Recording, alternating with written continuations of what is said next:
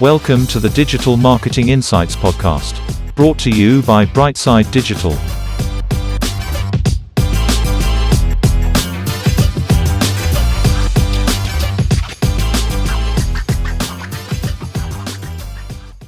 Hi everyone, welcome to the show. I'm delighted to say we have Letitia with us today, who's the founder of Lotus Optimisation. How are you doing, Letitia? Hi, Tom. Thanks so much for having me on. I'm doing great. I hope you're doing well as well. Yeah, great, thank you. Letitia, I'm very excited to hear everything you've done in your career to date. So can you start off by telling everyone a little bit about yourself? Yeah, sure. I think I had a very windy road to get to where I am. I used to think I wanted to be an accountant because I kind of have that analytical brain. And then I scrapped all of that and wanted to be a psychologist because I love working with people. And then I scrapped all of that and then ended up studying event management. So I did 3 years for my undergraduate in Edinburgh. So I did event management there.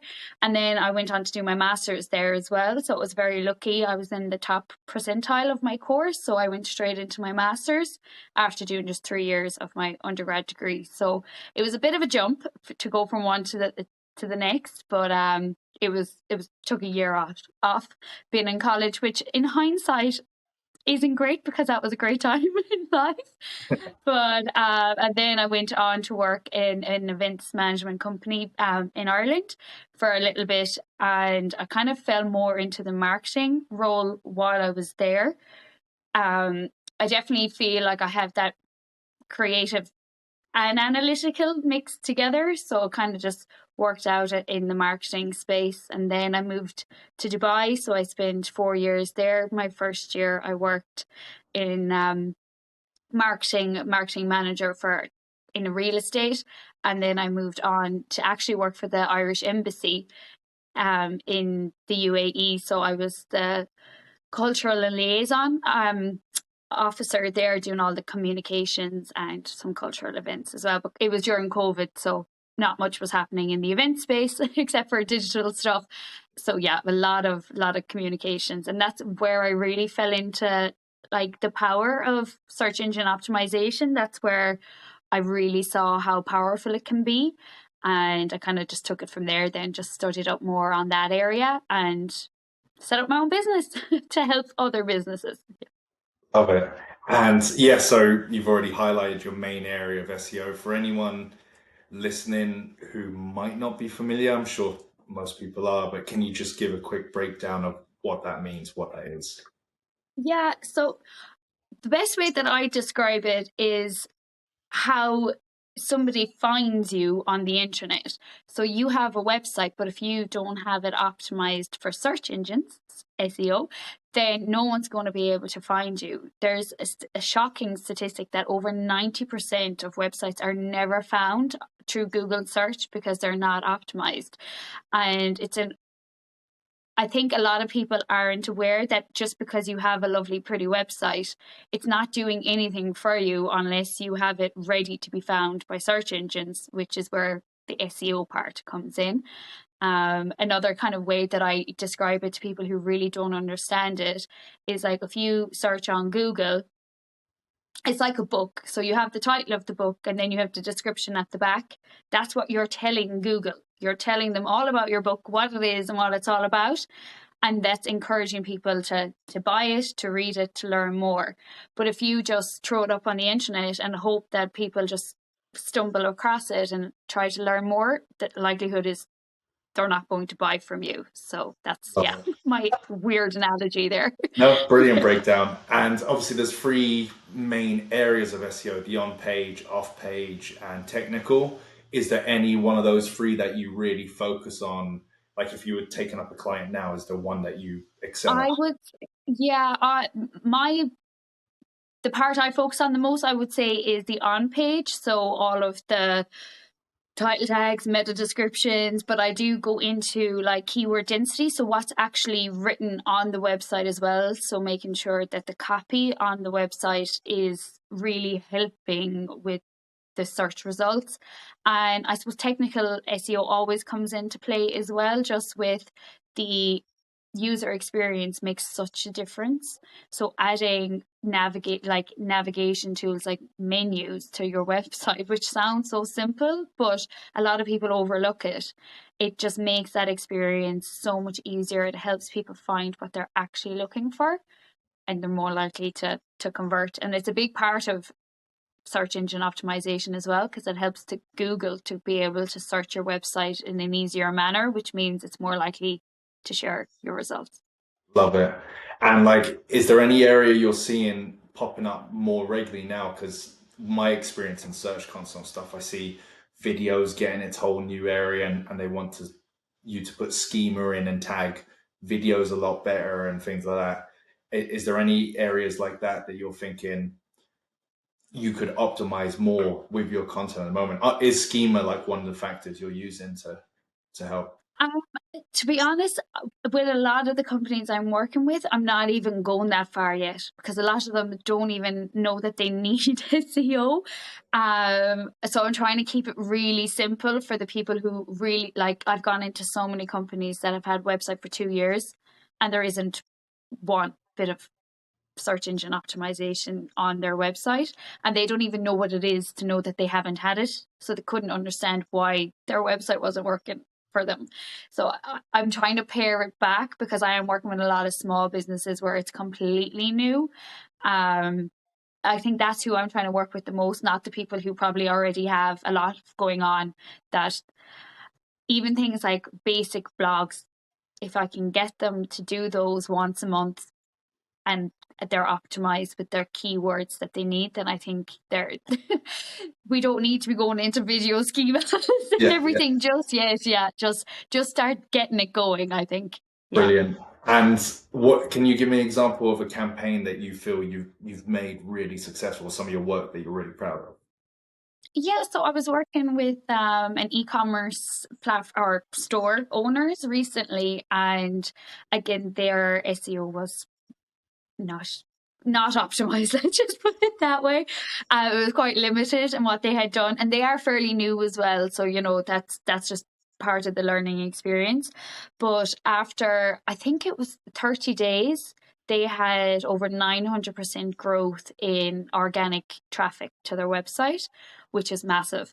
And then getting more eyes is brilliant, but the real winner here is that the value, the average spend increased by over 400%. So what people were spending once they got there grew substantially as well. So I think that's a big winner there. That's huge. And like, was that done by you identifying the correct keywords and optimizing pages, and probably the products themselves, putting in more content, like you're saying? Exactly. That's exactly it. So looking at who their target market is. And I suppose the main thing to consider, it's not what you're selling, it's what your customer wants to buy. So what are they searching for? So you kind of have to switch into that mindset of like, okay, if my customer, they sell cocktail glasses, really bespoke, beautiful glasses, but what is my customer trying? What are they searching for, and why? How do I want to be found? So it's kind of switching into that mindset and looking at the keywords again that they're typing into search that you want to be showing up for, and then going through the products, making sure that each of them have good descriptions. They're enticing. That even the products themselves, that their descriptions are thorough enough that they will rank themselves on Google search. Because if there's not enough text, Google isn't going to show it. So it's a minefield, but it's very doable to do yourself. And that's what I'm trying to kind of show people in businesses. It doesn't have to be a scary topic that you can't go near. Like, it is more than doable yourself once you just know the basics. Yeah. Brilliant. And looking at yourself for a second, is there any softwares you use every day to help with your work? Is there anything that you always refer to? Yeah, so I would be a big fan of Ubersuggest. So that's that SEO tool, that you can type in your area, your keyword, and it gives you more suggestions on what's competitive and what's not. So you can see, like, if you're a physio in Kerry, I'm just going to put that out there, that you can see how competitive that is, and is there another way and another search that's been like people are searching a lot but isn't as competitive. So then you start to use those keywords instead, so you're more likely to rank. It's a very simple tool, but it does a great job. It's free for the first 14 days when anyone signs up. So if you're building a website, sign up, get it done at the start, and then you can use the free part from then on. But it's definitely very good for when you're starting out, even with blogs as well. If you're creating content for your website, it suggests different things that you can write about. So it's very good for that, to kind of get you off the ground. Love that. And is there anywhere you go for new insights and for yourself to learn new information about SEO? Yeah, I actually am a big fan of Ryan Marino. I don't know if I'm saying his name properly. He's American, but he does a lot of SEO, different things. He makes it so easy to understand, which is why I like it, because that's kind of the approach that I want to take as well. It's not something that's just for big marketers, it's for anyone in business. So yeah, I think he's a very good source of information for anyone that is looking to learn more about SEO. Explain to your clients as well, because that's half the battle really, is showing and saying this is why you need to do this. It's educating your clients as well. Yeah, 100%. What I am actually in the process of building is a group program. So it's going to be an 8-week program for small business owners that I walk them through step by step on how to do it themselves. So hopefully in September that'll be out, and it'll just kind of guide them through the whole process. But very basic. I mean, again, I'm not jumping in too deep here, just that they start to get a foundation of how they can put title tags, meta descriptions, all of that, how they find the keywords and what ones will work best. Just little things like that, just to get them off the ground and hopefully start to see good results on their website from there. Love it. And is there any areas you're looking to upskill yourself into, and why? Yeah, so it's always changing, isn't it? I know that like Google Analytics has just changed, so just more ways on how we can get the most out of it. It'll continue to change. And another thing as well is AI. It's going to be everywhere, so just learning the best ways that we can use that in business, use that for writing meta descriptions.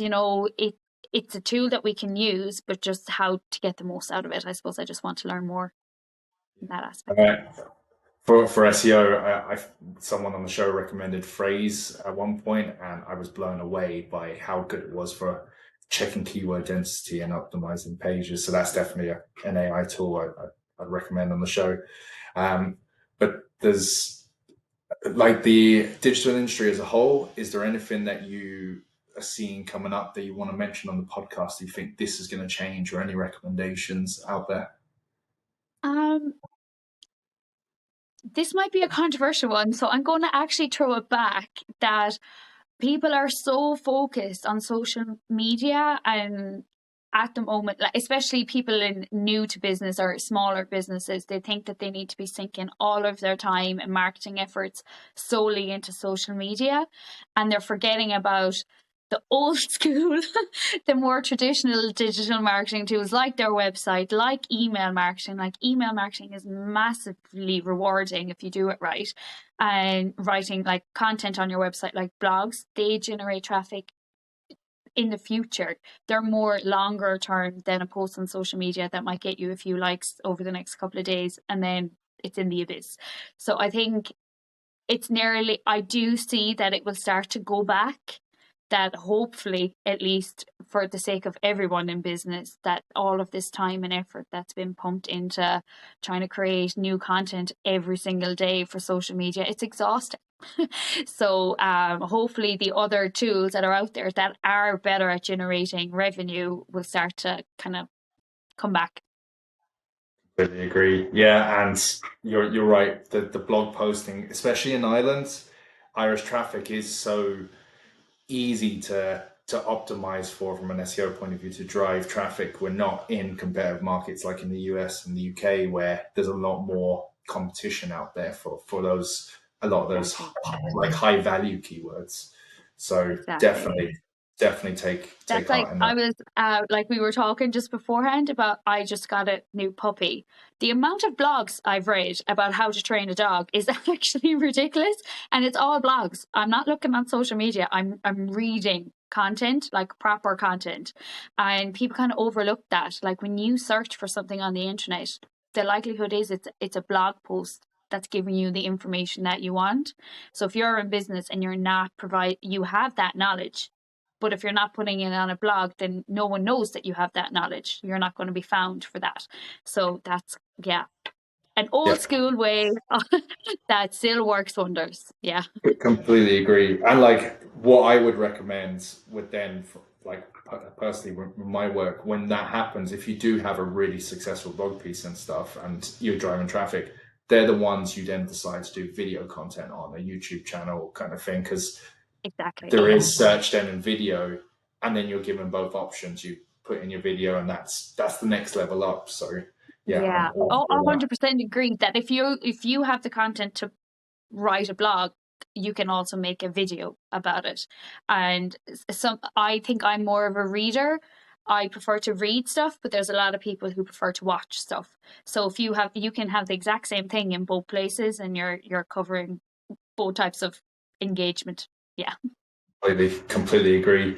And unfortunately, I'm going to have to ask you the last question on the show, which is if you could bottle up one personality trait that you have yourself that you could pass on to others, what would it be?